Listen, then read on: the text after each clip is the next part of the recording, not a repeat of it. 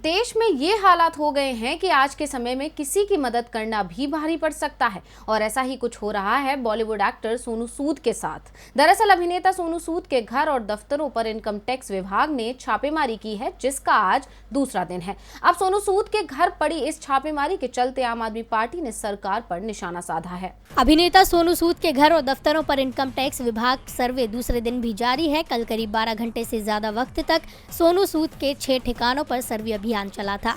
हालांकि सर्वे में क्या हासिल किया गया, इसकी जानकारी अब तक आईटी डिपार्टमेंट ने साझा नहीं की है।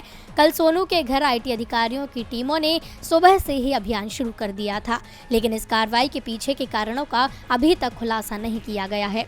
आम आदमी पार्टी इस छापेमारी को सरकार की चाल बता रही है और अपना गुस्सा जाहिर कर रही है। ऐसा इसलिए क्योंकि अभी कुछ दिन पहले ही सोनू सूद आम आदमी पार्टी के साथ जुड़े थे और अरविंद केजरीवाल के नेतृत्व वाली दिल्ली सरकार की ओर से स्कूल स्टूडेंट्स के मेंटरशिप प्रोग्राम के ब्रांड एम्बेसडर बनाए गए थे।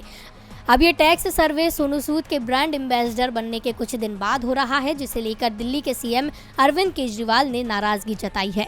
उन्होंने ट्वीट कर कहा कि सच्चाई के रास्ते पर लाखों मुश्किलें आती हैं, लेकिन जीत हमेशा सच्चाई की ही होती है। सोनू सूद के साथ भारत के उन लाखों परिवारों की दुआएं हैं जिन्हें मुश्किल घड़ी में सोनू का साथ मिला।